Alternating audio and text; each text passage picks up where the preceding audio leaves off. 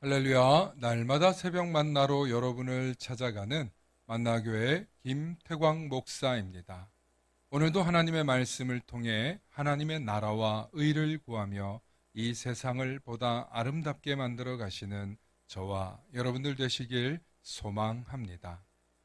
오늘 우리에게 주시는 말씀은 스가랴 13장 1절로부터 6절의 말씀입니다. 그날의 죄와 더러움을 씻는 셈이 다윗의 족속과 예루살렘 주민을 위하여 열리리라. 만군의 여호와가 말하노라. 그날에 내가 우상의 이름을 이 땅에서 끊어서 기억도 되지 못하게 할 것이며 거짓 선지자와 더러운 귀신을 이 땅에서 떠나게 할 것이라.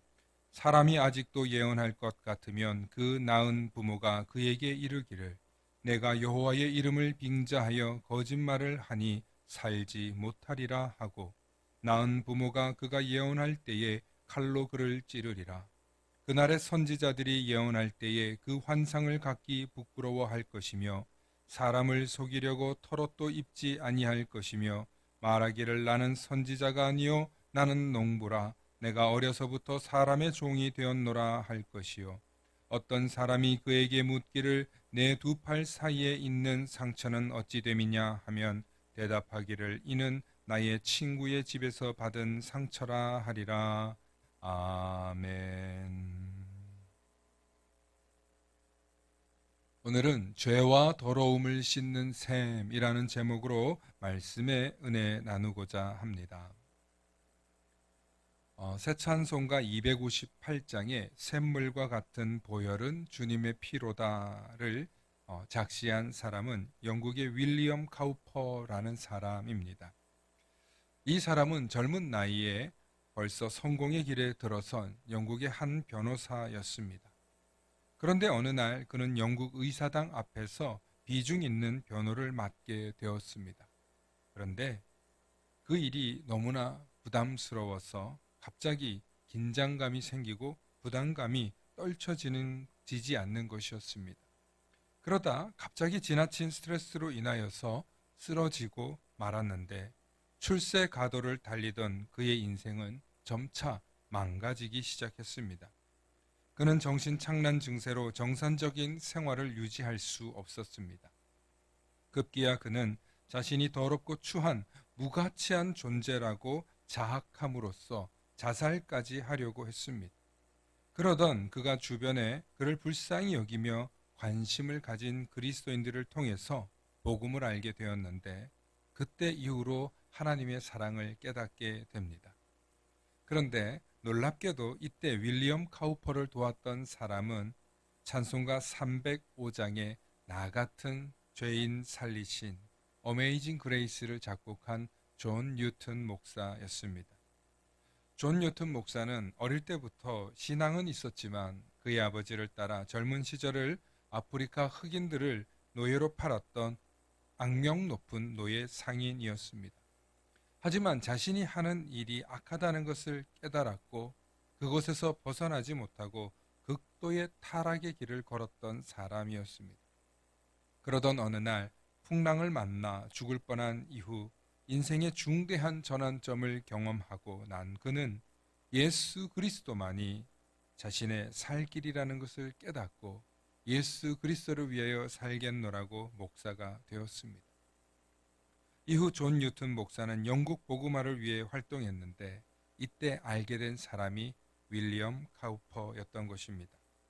그리고 존 뉴튼 목사는 자신을 쓸모없는 사람으로 여기며 자살하려 했던 죽음의 쇠사슬로부터 이 윌리엄 카우퍼를 벗어나게 하는데 무려 10년이라는 시간이 걸렸다고 합니다.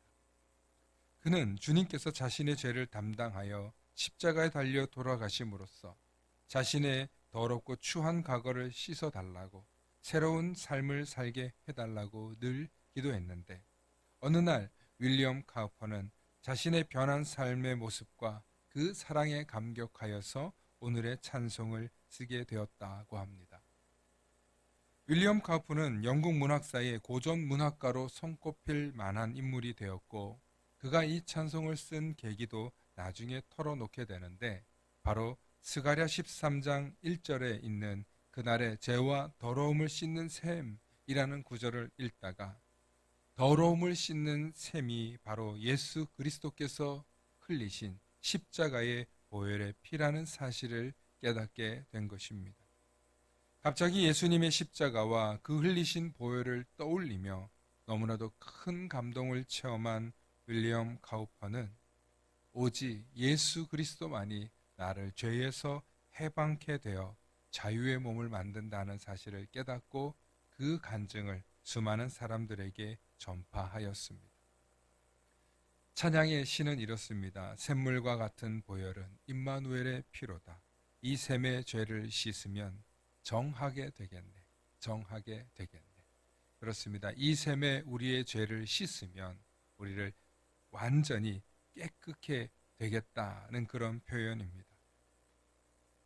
인류가 그동안 눌려왔던 모든 죄와 사망의 권세로부터 자유함을 경험하게 된 것입니다.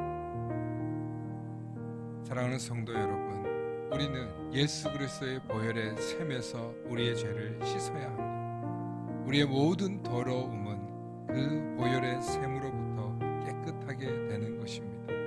이것을 머리로나 교리로나 혹은 신학적으로 아는 것이 아니라 오직 여러분들의 감동과 성령의 은혜로 체험되실 수 있기를 축원합니다. 그리고 그 성령의 감화 감동 은혜가 오늘도 역사하고 계시다는 사실을 신뢰하고 믿으며 늘 주님의 보혈 속에 나를 깨끗이 씻어달라고 고백하시는 우리 모든 성도님들 되시길 소망합니다.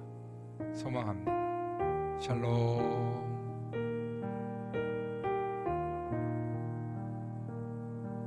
다 함께 기도하시겠습니다. 사랑과 은혜가 충만하신 아버지 하나님 참으로 감사합니다. 인생을 살다 보면 우리의 연약함 때문에 또 우리의 실수로 인해서 짓는 죄악들이 있습니다.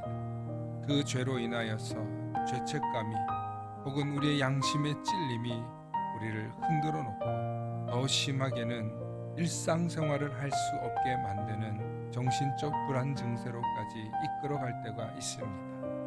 하나님, 그러한 절망과 두려움 속에 죄로 인해 짓눌려 있는 사람들이 있다면 하나님 불쌍히 여겨주시고 긍휼히 여겨주시사 오직 예수 그리스도께 나아가면 그 보혈의 샘에 나아가면 우리가 정결할 수 있다는 사실을 깨닫게 하셔서 이 복음을, 이 찬양을 들려줄 수 있는 우리들이 되게 하여 주시옵소서.